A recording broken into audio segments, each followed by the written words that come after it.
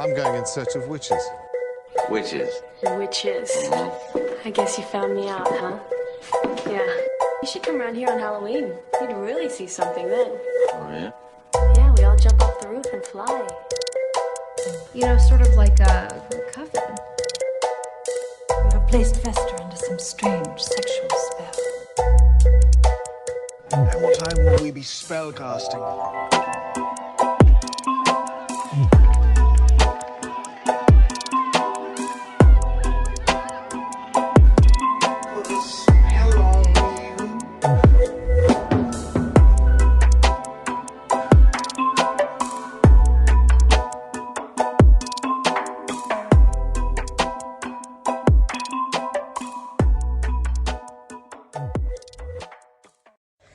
Hello, everyone, and welcome to Moonstone Witchery, the podcast where we chat about witchcraft and spirituality in the modern era. My name is Rian Lockard, and I am the head witch over here at Moonstone Witchery, and I'm so glad to have you joining me today. You can find me on Instagram at moonstone_witchery or over on my website at moonstonewitchery.com, where there is lots of fun stuff happening, lots of opportunities to connect with me if you need a reading, and very exciting subscription services, including a witchy witchcraft box that is in the beta version, so I don't have a lot of them, so I'm not going to talk about it too much, but if you want to, you can snag your hands upon a witchy subscription box for the first month when it is going out this month in February. That said, let's get started. I missed last week's podcast due to illness, so this week I'm going to be dropping 2 podcasts, so that's exciting. I wanted to talk about today on this podcast today, I wanted to talk about magical timing. This is a pretty quick and easy topic, but it's important for every witch or practicing witch to keep the idea of magical timing in her back pocket. Now, that said, along with all rules of witchcraft, and this is just my opinion, but my opinion is that all rules of witchcraft are important for you to know, and then you can go ahead and ignore whichever ones don't work for you. So I want every witch to understand what it is they're doing. I want every witch to know what the rules are. And then I want every witch to feel empowered enough to say to herself, well, I know the technical rule. However, that's not going to work for me right in this moment. So that's what I'm going to talk to you about today. I'm going to teach you the timing for different magic workings. And then I'm going to empower you to do whatever you want on whatever day suits you the best, if that's what you need to do. So let's begin. First, I'm going to talk about the different days of the weeks and what day correlates with what planet, and therefore what day and planet are good for what kind of spells. And then I'm going to talk to you a little bit about the moon phases, and we can chat about what phase you want to be doing what spell under in regards to the moon as well. So I don't know if you even realized this, but every day of the week has a different planet, and therefore, according to mythology, a different god or goddess affiliated with it. Now, do you need to be pagan in order to work with the different days of the weeks for their magical purposes? No. Because they're planetary, you can just go ahead and slide your mind into that mentality that you're just kind of honoring and working with the energy of a planet. Do you need to be of the specific pantheon? If you are a pagan, do you need to believe in the specific pantheon of the gods whose names I'm going to mention or reference? In my opinion, no. My belief is that the gods and goddesses are really names that represent different energies and the embodiment of different archetypal energy that is out there in the universe. And so if we're dealing with the goddess of the moon, Artemis, for example, she's like a name and a face and an entity who represents the moon and all the moon's energy and all the moon encapsulates and what the moon does for us. But we can change her name and have it be the same energy. It's what we're doing is we're calling upon the representation of that concept. And it's helpful to us as humans because of how our brains work and how our brains are structured to have a name that goes with that. So when I call upon Artemis, who is also known as Diana, and I, summon her into my spell work, I'm calling upon the representation of that energy. So whatever word works for you, is fine. And I want you to just give yourself permission to use these words until you feel like you have a word that you prefer or a name that you prefer, or to conversely give yourself permission to use what you know already works for you. But I just want to make a quick outline of what the days of the week are and what their magical properties are. So we'll start with Sunday. Sunday is ruled by the sun. Big shock there. Spoiler alert. Sundays are really good for big spells. They are good for like oomph spells, right? Like they're good for the spells that you are like confident that you know what you want, you're going to do it, go big or go home. They're good for wealth. They're good for hope. They're good for like world peace. They're good for, I want this new job. I want this new home. They're the big, bold spells. Please help me pass this final. That's what Sundays are for. And, you can like always boost your spell work, by the way, or just like your witchiness in general by, wearing coordinating like colors or amulets or, pendants, outfits, whatever it is that coordinate with whatever spell you're doing. So if you were to be doing a specific spell and really trying to get something major accomplished on a Sunday, you could wear gold, you could wear a pendant for the sun, and I want you to like kind of like ritualize it, like do it with intentionality and purpose so that you're in the flow of that energy throughout your day. Mondays are for the moon. So Mondays are your really nice, like energy kind of emotional spell work kind of days. Now I'm a biased person. I have a tattoo of the moon. I love Artemis. I am really just here for the moon, a moon witch, I guess. Team moon. So I love moon spells. I love moon work. Moon spells are good for, emotions, dreams, psychic visions. Monday is a great day for fertility spells because the moon is governing and controlling the cycles of women who wish to give birth. So that's really helpful. Some people think that Monday moon spells can be a little bit unreliable just because the moon governs the emotions, and they're saying, well, emotions ebb and flow and change quickly, so maybe it's not as reliable. I think that's some BS. That sounds like the patriarchy talking, blah, blah, blah, thanks but no thanks. But I did want to tell you that that's a belief that some practitioners hold.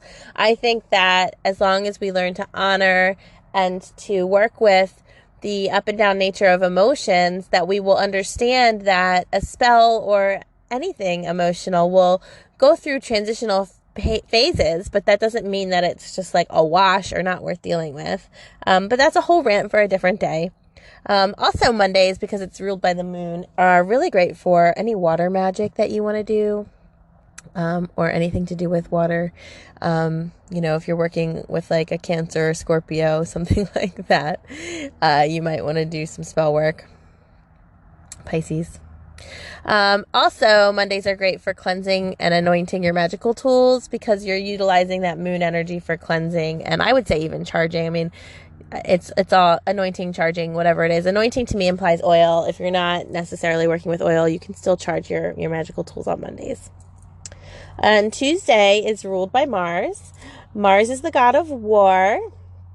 So Tuesday is a great day for like any kind of spell where you need like strength or courage or general badassity. If you need to overcome a difficulty, if you want to like just kind of explode through some barriers, I would use Tuesday's energy for spell work about any of that. Tuesday can be a good day for like sowing some strife or, laying out some vengeance, doing some kind of hexing or negative or baneful work. But I just want to caution you always, as I always do, against impulsively going to harmful spells when perhaps you can just do a nice spell on yourself instead of doing a harmful spell on someone else. So just think that through. But Tuesday's that like self-empowered, badass kind of like person on a mission energy. So it's good for any kind of spell that needs that kind of vibe. Even if you're not feeling that. See, that's why we do spells, right? Like if you're doing a spell on yourself that's like, I need to stand up to this thing, or I want like the energy of this thing needs to be taken down or told all about itself, you can use the energy of Tuesday to sort of channel into that spell if you're needing a boost of that kind of vibe for yourself. You're not feeling like that naturally comes to you. Wednesdays are ruled by Mercury. So Mercury, as y'all know, when Mercury goes retro, shit gets crazy. Mercury is the god of communication and travel and making things happen. But because Mercury can get a little confusing, because the flip side of good communication is not so good communication, you want to make sure that you're really clear with your intention and how you're executing a spell if you're doing a spell on Wednesday. But if you want someone to talk to you, if you want communication to improve in a situation, I would do that spell on a Wednesday. I would also say that Wednesday and Mercury, it's good for luck. It's good for travel. It's good to do, what's good for Wednesdays with Mercury is to make, financial charms, like money charms.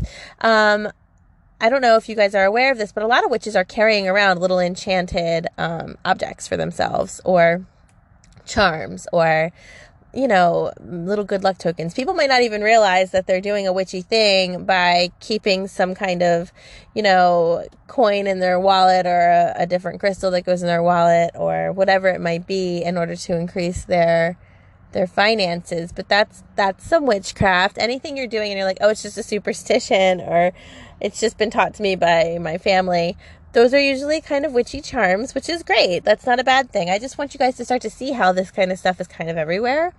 And the reason I want you to see that is so that when people are coming to you and they're like, witchcraft, isn't that scary? Are you worshiping the devil? Are you evil? You can go, no. Did you ever carry a rabbit's foot when you were little? That's like a form of witchcraft. Or, do you always keep cash in your wallet so that it'll multiply and be in abundance? That's a form of witchcraft. Like, whatever it might be that people are doing, it's often a form of witchcraft. Y'all have probably seen that meme, especially if you follow me, because I have posted it, that says, when the muggles blow out their birthday candles on a birthday cake, but they give me shit for being a witch. It's like, you are doing witchcraft by making a wish on your birthday on a candle. Same thing. So anyway, back to the task at hand. Wednesdays are for Mercury. They're good for communication. They're good for luck and travel. You want to make your financial money charms. Mercury is good for like quick cash. So if you're kind of needing like to do a spell for like, I need $100 by tomorrow. Like, I would do that on a Wednesday if you can. If you wanted to cast a spell that makes the situation sort of distracted or confusing or not so clear, easily lost in the weeds there, that would be a good day to do that as well. Mercury is very good at muddling things up as well as streamlining communication. So Wednesday's your day for something like that. Thursday is ruled by Jupiter. And I would say that Jupiter is kind of like level-headed and responsible. It's like the responsible sibling of the bunch. So Thursday's got like prosperity and abundance, good health. Thursday's energy is like, it's a good day to sign contracts. It's good for long-term wealth.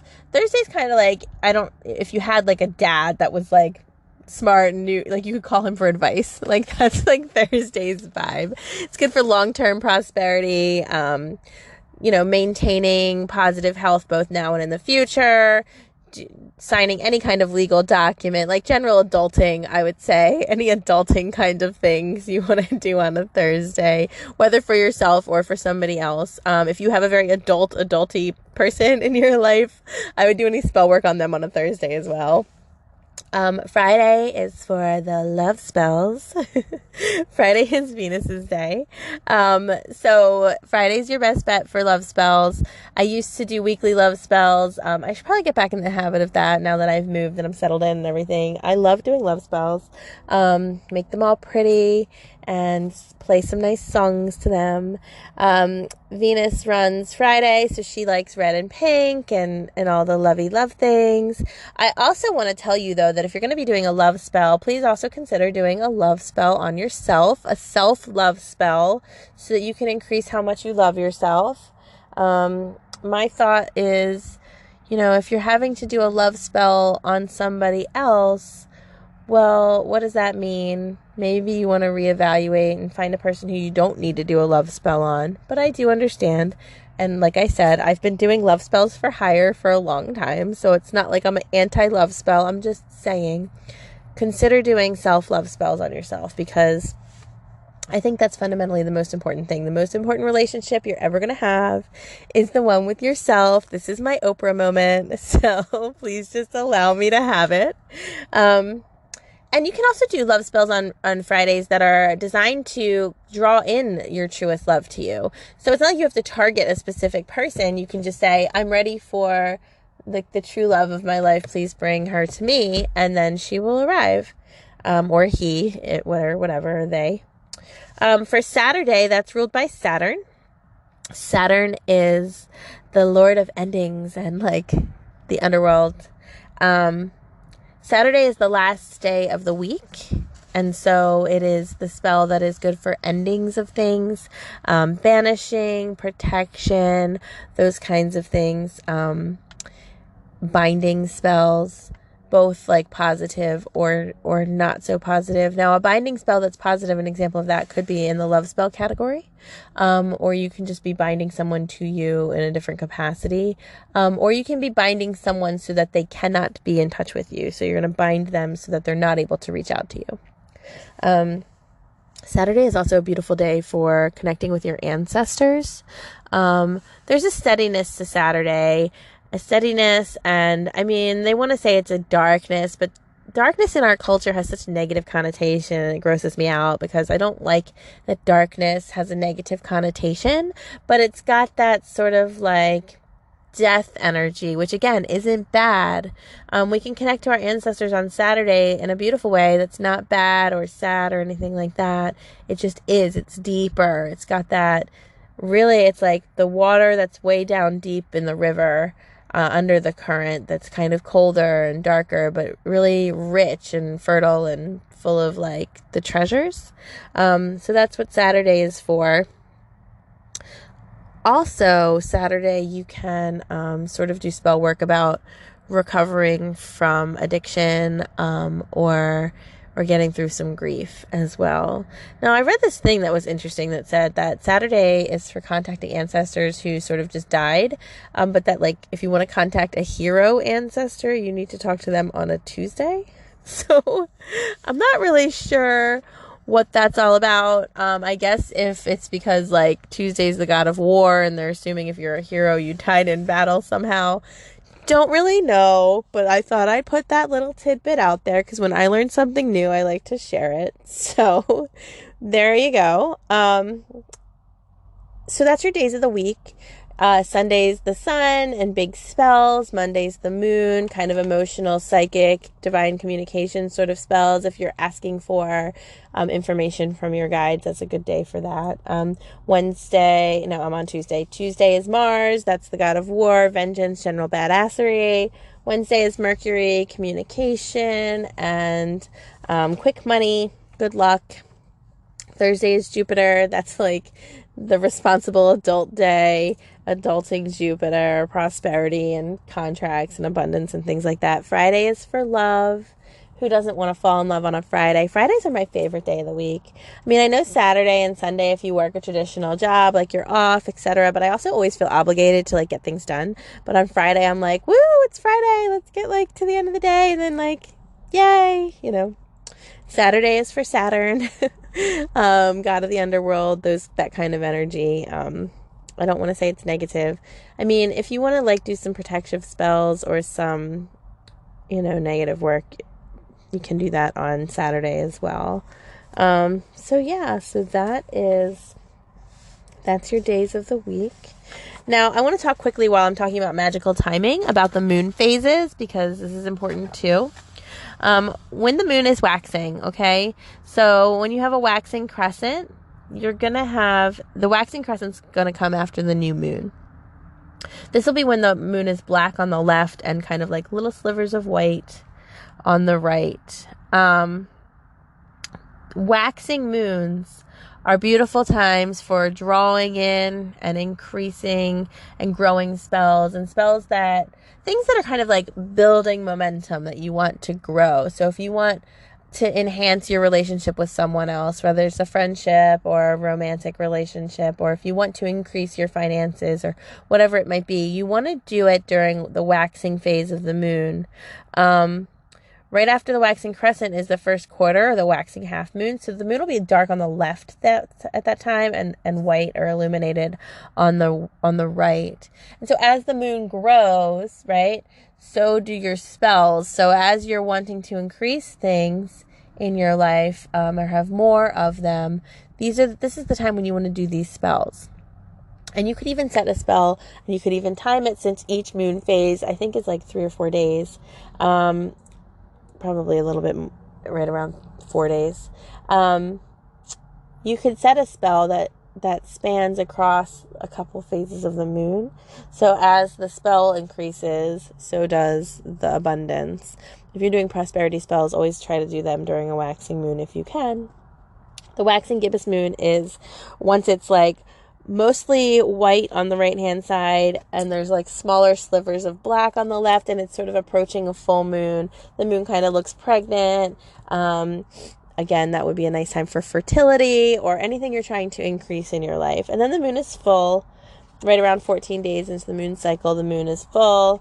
That's a beautiful time to just do big spells that are honoring the goddess Artemis. I don't feel like anyone's honoring her enough, but maybe that's just me, and that's just me talking to myself saying maybe I should be honoring her more. Full moons, they often say, are good for releasing. I want to say that I want you to start doing releasing work on like the last day of the full moon, or once it starts waning. I look at a full moon as like a powerhouse moon. Like it's very present and aware. And so you want to do spells that have that energy too. It's not a good time for like secret spells or anything like that, but for big spells. Also, obviously, that's when you want to get out your crystals, charge them, and cleanse them in the moon. Now, crystals also can cleanse in the sunlight, but please be careful with colorful crystals in the sunlight. It can bleach them out. This is specifically true for fluorite, I've noticed. I have this amazing glass crystal table, and she's in the sun a lot, and it can affect the color of your crystals. That said, charging your crystals just kind of reminds them what they've been programmed to do. If your crystals aren't programmed, you can go ahead and check out my website and grab yourself a crystal, because each one comes with instructions on how to charge your crystal or program your crystal. But basically what you're doing when you're charging it is you're reminding it of what you've asked it to do. And then we start moving into the waning moon phases. Waning gibbous is the first one, where now the little black sliver is on the right-hand side, and the moon is starting to decrease. It's starting to sort of grow smaller now.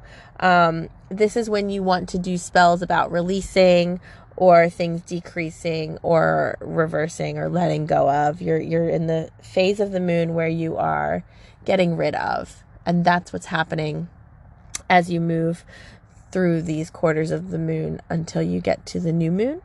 The third quarter is when it is like half white on the left and then half black on the right. And that is when you're going to continue to do those spells of releasing. And then the waning crescent will be, the brightness will be on the left-hand side. The rest of it will mostly be dark. That's a beautiful time to remove hexes, curses, to send back evil, to reverse anything that's come your way. So basically, the darker the moon is getting, the better it is for you to release, send back, remove, take away. That's when that energy is best. And then in a new moon, I love new moons. As someone who's like so like here for the moon, I feel like my favorite moon is the new moon. I am a Scorpio, so in case you haven't noticed, like I'm here for Saturn, I'm defending Saturn's dark energy. I'm here for the new moon, I'm defending the dark energy of the moon. I just like really jive with that side of life, with the death side of life or the dark side of life, because I just think that it is so valuable. New moons are also beautiful for like planting the seeds of possibilities. It's like, what do you want to cultivate? What do you want to enrich? Like, what do you want to bury there and have something new spring forth from it? And can you like go into this darkness in order to create something light and cultivate something else? I'm just like really here for that kind of vibe. It's very like poetic and like emo music of like the early 2000s. Like Dashboard Confessionals moment here. Anyway, what I'm trying to say is new moons are awesome. Full moons are awesome. All the moon phases are awesome. I want you to honor each one. I want you to understand if you're going to plan out a spell and you have time and the capacity to plan out a spell, you can use everything I've talked about with you guys here today in your magical toolkit, planning it out to figure out what day of the week you want to do it. If you want to get really coordinated, you can do the day of the week and the moon phase. If they line up, that's beautiful. If you want to go really intense into this, every hour of every day has a different planet it's affiliated or associated with. That gets kind of intense. And what I don't want to have happen to you is that you go into analysis paralysis here. And I don't want you to be like, oh my God, it's not the right minute, hour, moment, day, whatever. I can't do anything. I don't want you doing that. What I want you to do is to understand, here's my spell that I want to do. What would the ideal day and time be? Or what would the ideal moon phase be for this? Can I wait for that moment and gather my supplies and prepare myself for it? Or is this some type of a magical emergency? Trust me, that's a real thing. Is this some type of witchcraft emergency and I need to just do it now? If you need to just do it now and you're doing a love spell on like a Thursday, I want you to like honor Jupiter before you set your love spell. And I want you to go, hey, I know it's Thursday, like props to Jupiter. Thanks for being present. I just want to honor you and offer my gratitude to you. And now I'm going to call in like Venus and work with her and do a love spell. But thanks Jupiter for like sharing the space or whatever. Do you understand? I want you to like acknowledge what you're doing, but don't allow the timing to halt you if you need to get something done. It's all about reverence, intentionality, focus, respect. All of magic should be about those things: reverence, intentionality, focus, and respect. Because honestly, magic is something to be taken seriously and to have focus and respect for and to be reverential about and intentional about. And so if you can't do something on the right day, just acknowledge that, you know, I would like to be doing this ideally on a different day, but I'm just going to pay my respects to today. And that's fine. And then keep it moving and get yourself going. That said, if you can plan a spell out, I would like you to plan a spell out so that you can do spells on the days that coordinate with what you're trying to do. It's always really good to try to do things when it's the best for you, because that's what the energy is aligning for. I mean, we have this whole thing happening and it's like, oh, you want to do this? The energy's best on this day. So it's like, of course you want to do it on the day when the energy's best. And magic should be thought out, prepared for, planned for, and like really like done with purpose so that you're not impulsively doing things in the heat of a moment without thinking it through. If you can, in an ideal world, I want you to think it through and plan it out. But you're going to do what you're going to do. This is why it's important to keep a book of shadows. A book of shadows is a very fancy and mystical term for a notebook or a journal where you keep notes on your magic workings and your witchcraft. Do spells on the right day and see what happens, and then do spells on whatever day you can get them done and see what happens, and compare and contrast. There's no right or wrong. There's no judgment. It's just all information gathering, and I think that's important, and I think that that's actually kind of really fun. So I hope that this was a helpful little guide for the magical timing of spell work. I am going to just put this up a little bit on a different day than what I usually do, and I will be back on my regular schedule dropping new podcasts on Thursday. But I want to thank you for listening, and if you need me, you can always reach out to me. I've been getting some really great messages through my website over at moonstonewitchery.com. I always write back, and I've been getting some fantastic DMs in over on Instagram as well. So thank you guys for reaching out to me. Please subscribe and share my podcast if it's resonating with you, and I am looking forward to talking to you again on Thursday. Have a great day. Hey everyone, I just wanted to take a second to tell you all about this cool thing that we're offering over on my website, moonstonewitchery.com. We are offering a new subscription service. It is called Crystal of the Month, and its name is pretty straightforward, pretty much exactly what you could expect. With Crystal of the Month, I've tried to keep it incredibly affordable. It's only $15 a month. That includes shipping, and you will get a new crystal delivered right to your door every single month so that you can build your collection. These crystals are the perfect size for your altar, or to be carried in your pocket or your bra or in your car or under your pillow. They're really a manageable size, but I have hand chosen each one. And I actually speak to my guides and channel in which crystal should be used each month for the Crystal of the Month. So if you're not already subscribed, it's real easy. Go over to moonstonewitchery.com. You can find the link under subscriptions, and you can just set it up through PayPal. It'll monthly subscribe you, and that's that. And then every single month, it's like, surprise, you get a little delivery from the Crystal Fairy. So I hope to see you guys over there at moonstonewitchery.com, subscribing for Crystal of the Month, and thank you for listening.